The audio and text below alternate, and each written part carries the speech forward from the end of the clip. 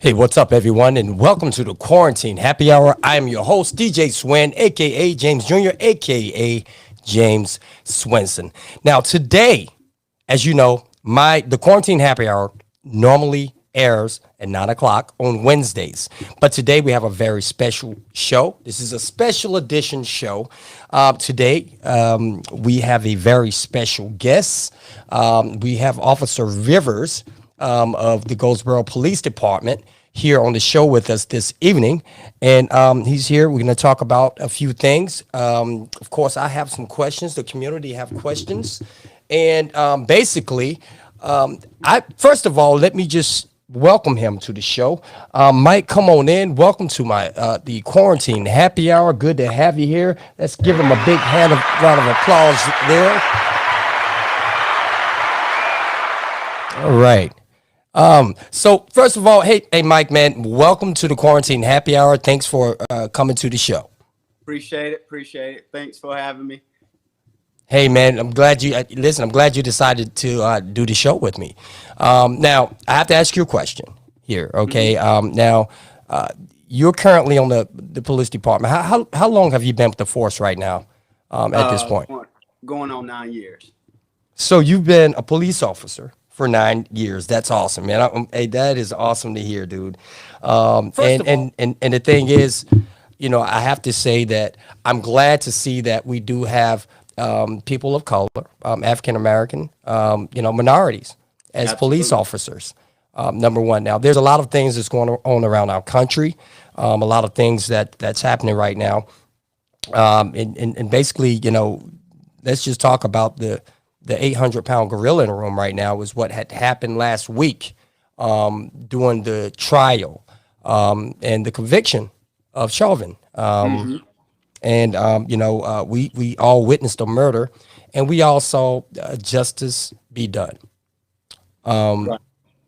I want to first ask you, you said you've been on the force for 9 years, all right? What made you want a career in law enforcement? Okay. Before I answer that, let me just say, as a disclaimer, that my views and opinions does not represent any views and opinions of any department. I just Understood. wanted to get that out. Okay. Understood. Right. Yes, sir. So what made me want to be a police officer is really, it's funny. It's watching the show Cops on TV.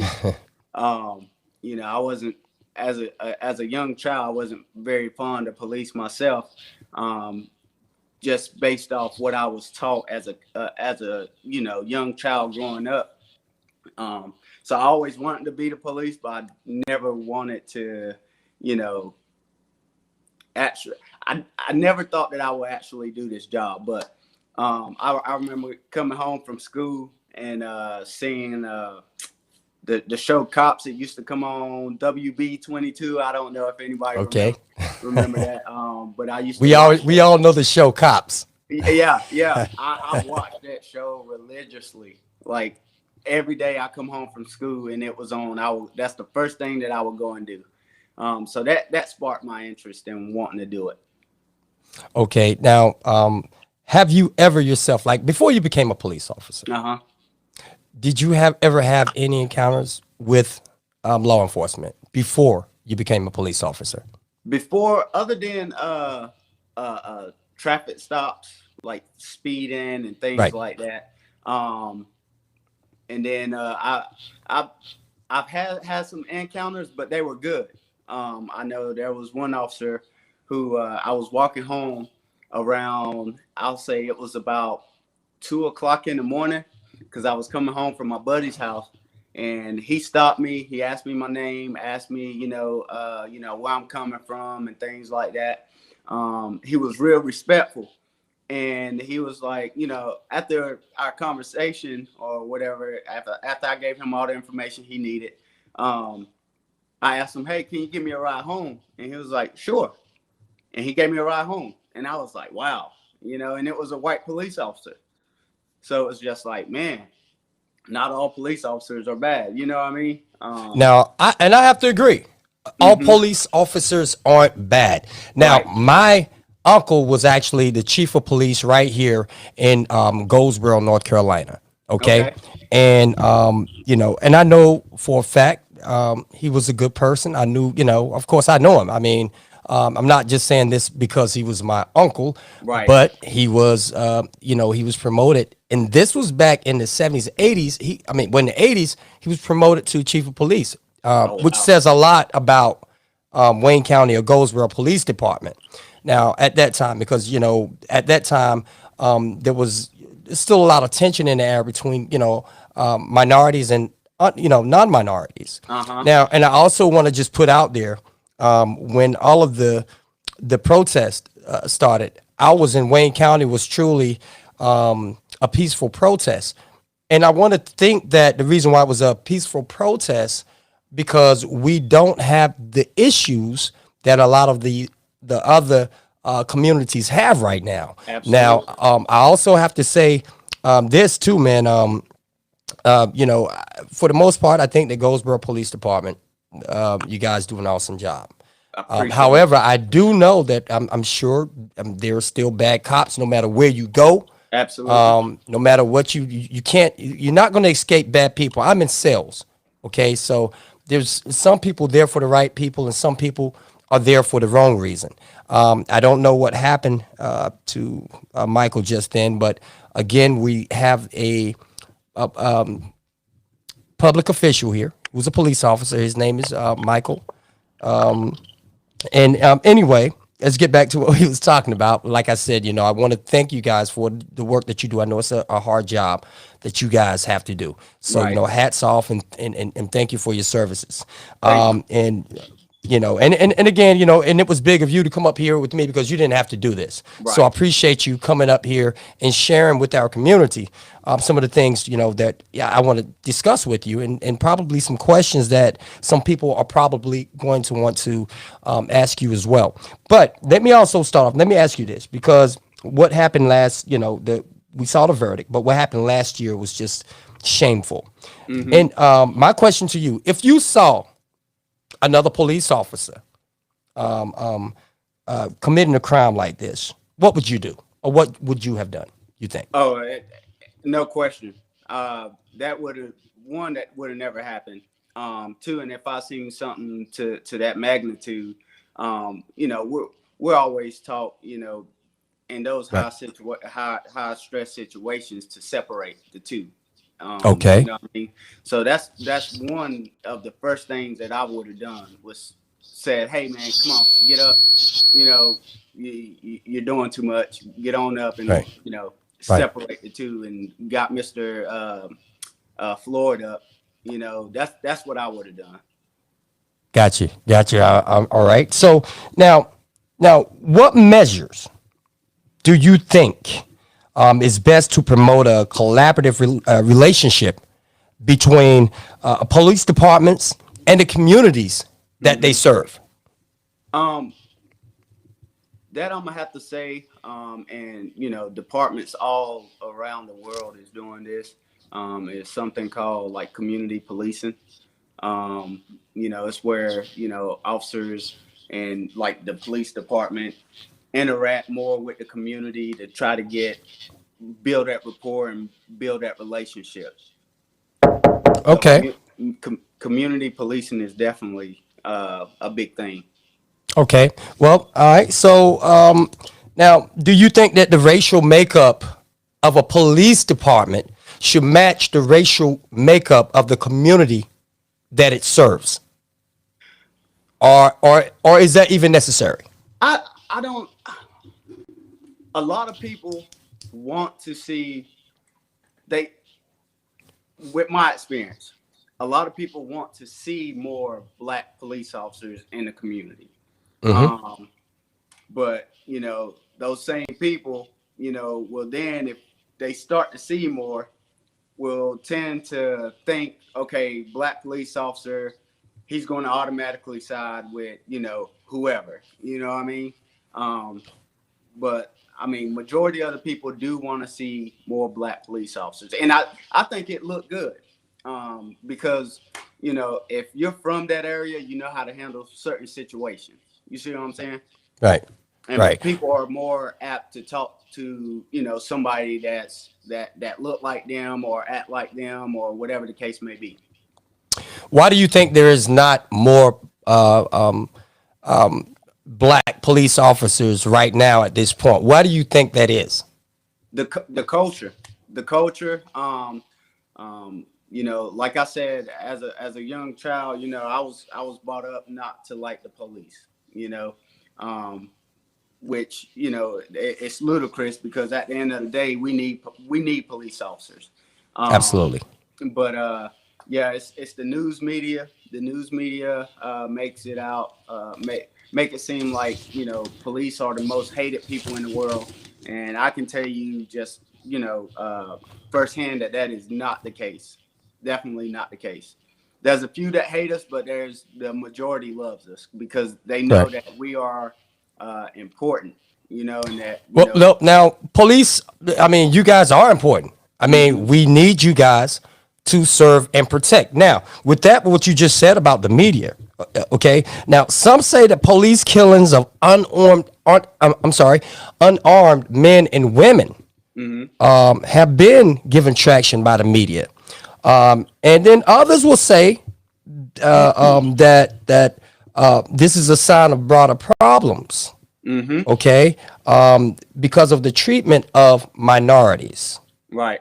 What do you think of that? Um, in my opinion, I just posted a post on my Facebook page discussing that because I've had friends, or I have friends that tell me, oh, they're killing us like it's a sport, or majority of the police department is bad, and if you look at the numbers, that is not the case. I share some numbers. I said there was approximately 42 million blacks. I'm not talking about the population. I'm talking about the black population. There are approximately 42 million blacks in the U.S. Between 2017 and 2020, there was approximately 908 killed.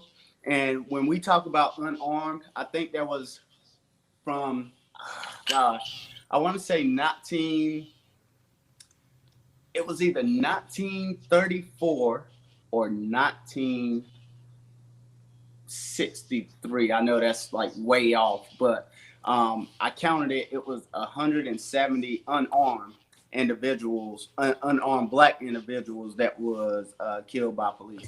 But I say that to say, if you look at the numbers of the blacks killed, that doesn't even touch 1% of the black population. And if majority of police officers were actually bad, like people say, there will be way more killings than what it is right now. Well, all right. So the thing is, that a lot of people don't understand too is, and I mean, even in people, we all have a right to our opinion. That's right. Absolutely. Now, a lot of people will also say that African Americans make up 13% of the United States. Uh-huh. 13%. Now, still, if it's 13%, those numbers that you just put out were actually pretty high, and it's probably above average. And I know it's like since that amount of time, Mm-hmm. what you're saying is it's not as bad as it seems, but you also have to look at statistically what percentage of this country we actually make up, Right.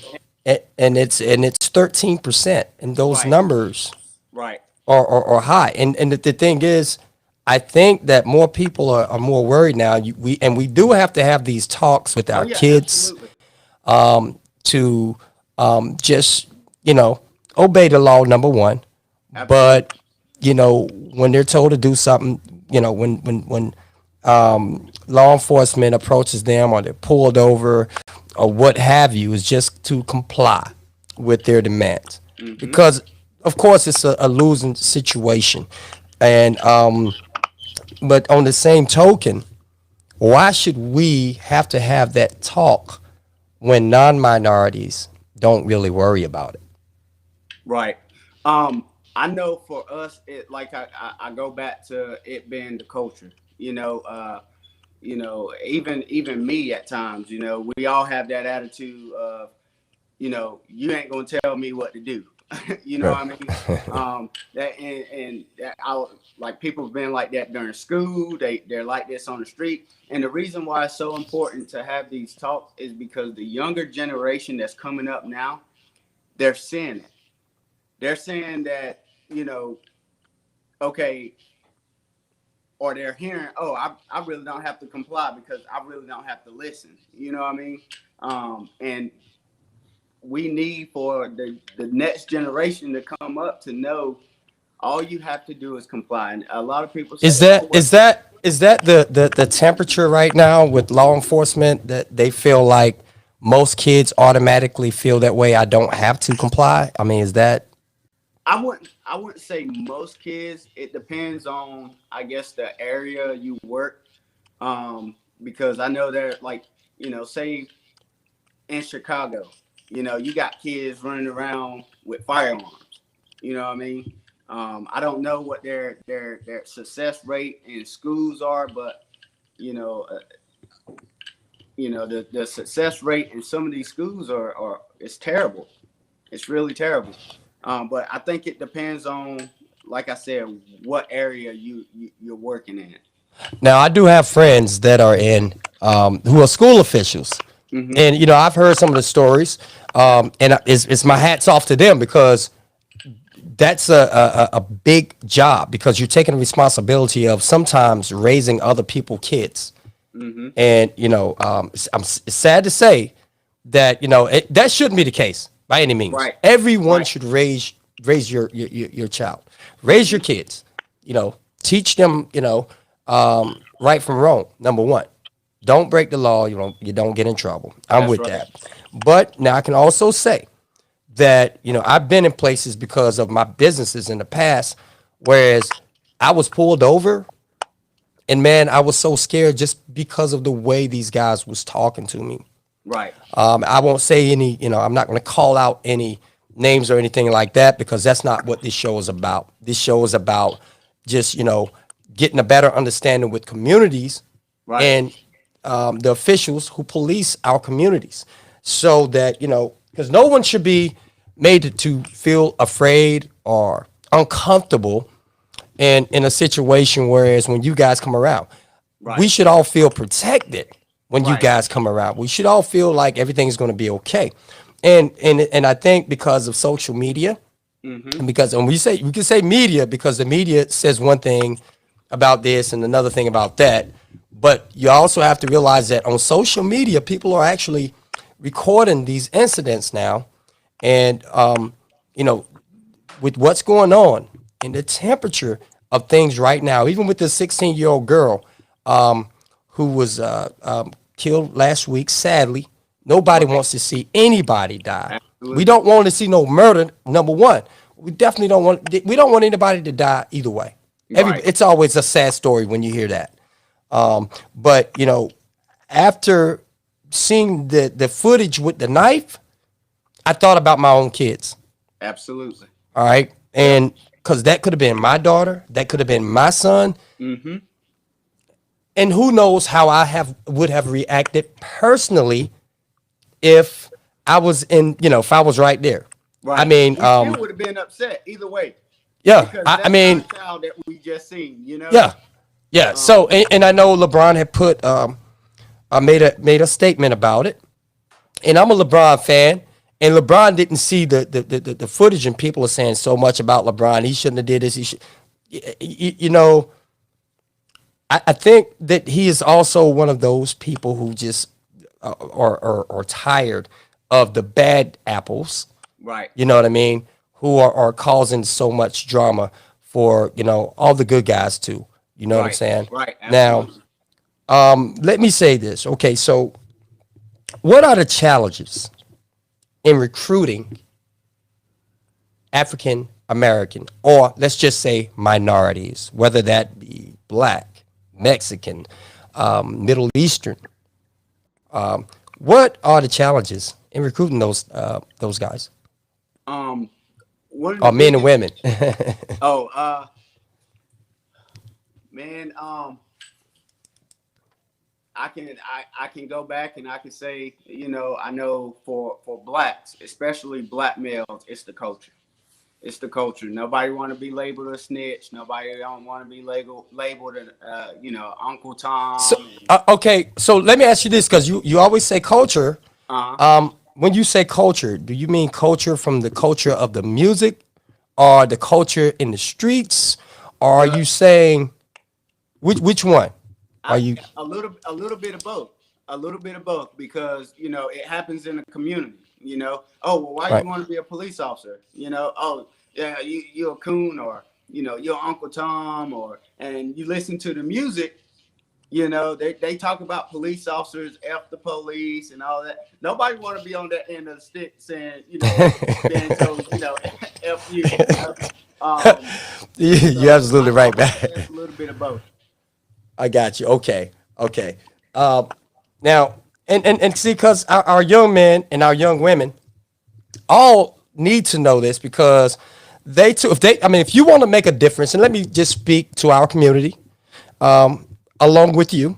If you want to make a difference, then be a part of the solution. Get into law enforcement. Yep. Become a police officer. Heck, become a police officer. Like I've talked to Michael, and the conversations that we've had. I'm glad that he's a police officer, because he became a police officer for the right reason.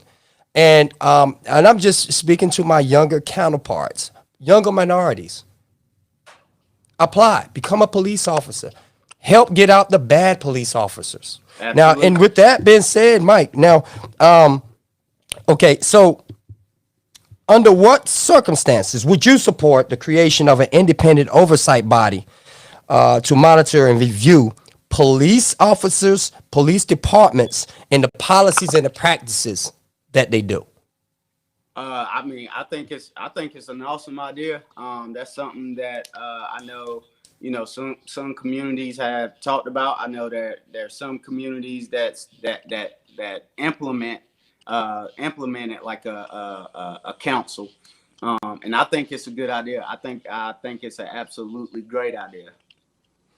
Yeah, and what should you think the limits be, as far as the limits of the power of the people who actually monitor police departments? What do you think the limit should be on that, if we were Um, to pass that legislation? I think the limit should be, disciplining and firing a police officer, because there are some situations to where you know a citizen sitting on these council, they're not going to understand why police officers do certain things. But I think it's important for retired law enforcement officers to be on these council meetings or whatever you choose to call it, because then they have insight on the civilian side as well as the law enforcement side. Right. So, yeah. Right. And I also have another family member who's in law enforcement. Well, he's retired now, Mr. Robbie Uh-huh. Jones.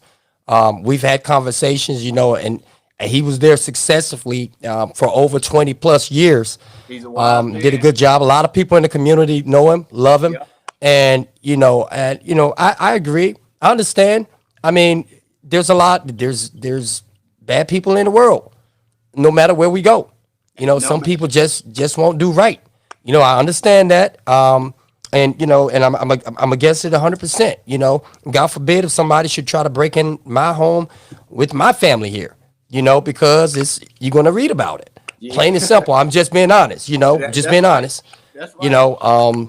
You're gonna read about it, and it's like those are the people. To me, I'm like, yeah, man, they get them out of here. They need to be somebody. If they didn't listen at home, they need to listen somewhere. But anyway, I got another question for you. Uh-huh. Do you think that cultural competency training should be a required component of police training? When I say cultural, I mean that if it's a non-minority and he's going in and maybe he's uncomfortable or afraid because this black guy may remind him of somebody that he saw in high school and might have, scared him or, Uh-huh. bullied him or what have you. You know what I mean? So do you think that that cultural competency training should also be a part of police training? Oh yeah, absolutely. I think it's important to do because it'll help you along your career. Um, and a lot of people don't know it, but those trainings actually take place at some of these agencies, if not all of them.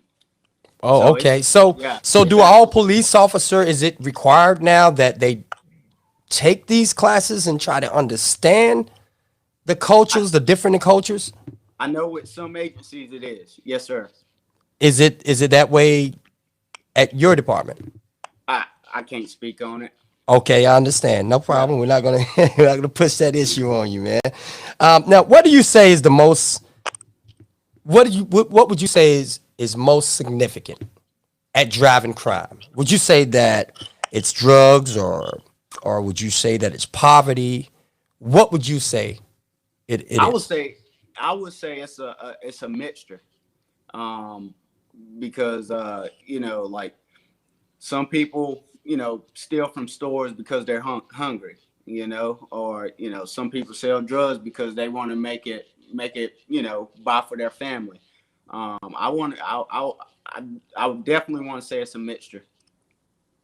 Okay, And there okay. and there's no set. I don't think there's no set thing that we can say that drives crime. I have to agree on that one too. I definitely have to agree on that one, bro. Now, listen, man. I remember, you know, well, let me ask you this, okay? Hmm. Okay. Now, what do you think right now? What do you think some of the best strategies there is as far as policing a community? Just getting out there to know the community, getting out there, getting out on foot, talking to these residents. Listening is the biggest thing. You have to, because a lot of people, most of the time just want to talk. You know what I mean? And and the biggest thing for law enforcement officers is to just be that listening ear. You know, so like I said, getting out in these communities, listening, speaking with these residents to identify problems that's in the area, to identify problems within the police force. I think is very important. Now, I've seen the police department. I've seen something going on with the bike rides, which was I think it was last week. Uh huh. They had the kids to come out ride bikes and things of that nature. Now, are these one of the strategies that you guys use to try to build a relationship with the communities around here? Absolutely. Absolutely. And if so, then how is it that okay? So how is the message? How are you guys getting the message out to the communities to let them know that you guys are reaching out, you want to do something, you want to build a relationship, you're sponsoring an event, and just want to welcome everybody out to come to that event? How do you guys get that message out there? Um, I know the girl that took over the program that we just did not too long ago. She actually, had flyers out on social media, and it was like a word of mouth thing. Other officers actually posting it on their personal Facebook page to kind of get Gotcha. that message out. And the community leaders as well. So they're a big help in getting these messages and things out like that. Would you say that our public officials, people like councilmen, the mayor, would you want them to get more involved in between and with the community and the police department? More of that type interaction. I mean, Oh yeah, absolutely. And I can say, I in the past, few years, I've seen more of the councilman, the mayor. I've seen more of them out interacting with the community than what I've seen when I first started. got you, got you. Now you said you've been on the force now for 9 years. At this point, this is your ninth year. Hmm. So how do you feel? You love it? Is it all I, right? Do you I hate love it? it, man. I enjoy it.